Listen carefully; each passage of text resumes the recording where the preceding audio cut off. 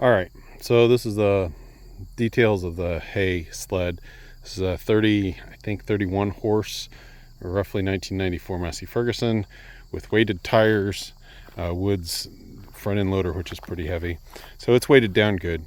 I'm really engine limited for most things I do.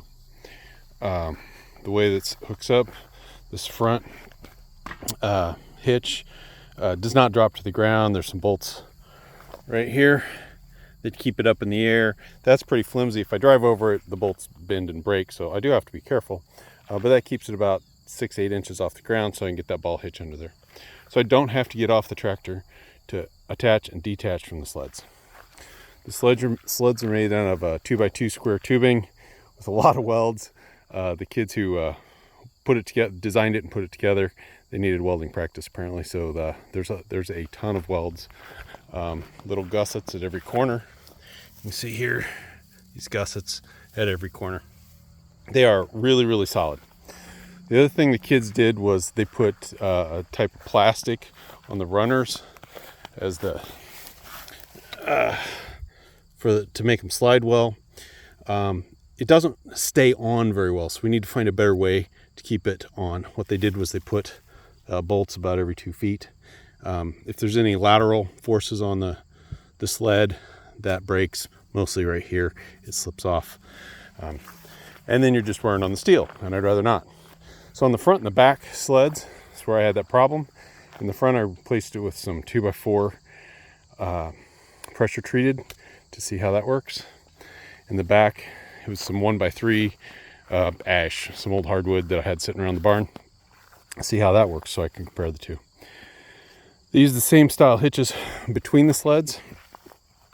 I will be replacing those.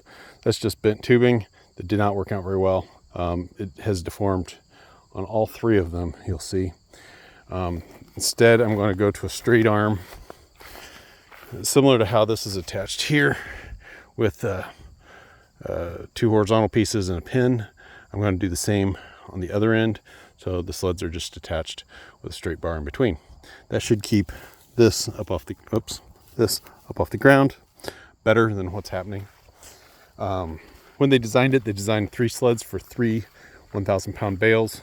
We think these are about 1,000 pounds each. The tractor will pull 4 in second of 4 gears.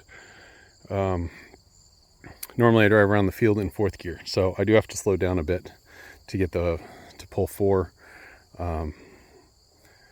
And it is using more fuel.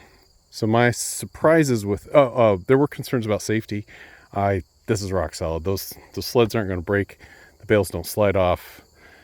They're not up in the air. I push them on with the front end loader. I have some other accompanying pictures to demonstrate that. And push them off with the front end loader. So they're never more than, this is the farthest they are off the ground. There's no place for them to go. So the surprises are there's more dynamic friction. So as I drive, it takes more engine, so it takes more fuel. That was a concern from somebody, and that's definitely true.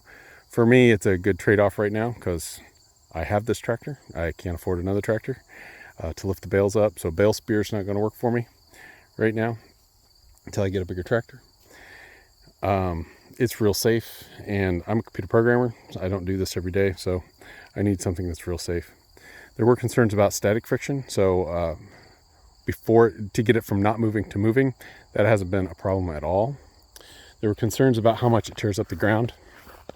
I have no concerns with this. So as you see here, there's a little bit of scar right there. Nothing, a little bit of scar right here. This is a really rough field, so I'm not surprised that each time we hit a high spot, we're knocking it out. But for a lot of this, it doesn't even stunt the grass. You couldn't see the trails from the sleds as much as you could see the trails from the weighted tractor tires. So I'm really not too concerned about damage to the ground from the sled. That's pretty good too. So I guess in summary, if you can afford a tractor that can pick up your bales and put them on a wagon, it's probably a better deal. If you can't, this seems to work for me for now. I do expect that after I sell enough sheep, I will get a bigger tractor with a spear and put them on a wagon. Wagons around here don't normally have brakes. They normally hold 4 to 6 bales, so I'd maybe make a couple fewer trips, but not a lot fewer trips. I don't know if you can tell from the video, we're pretty flat here, so like I said, they don't have brakes. Plus, if I had 2 tractors, it'd be a lot. That's not my equipment. If I had 2 tractors, it'd be easier to load hay onto a wagon, but as it is, I have to unhook from whatever I'm working with. If it's a wagon, hopefully the wagon doesn't roll, and I move around, load the bale. So it is quite a bit of work with wagons. So this is working for me.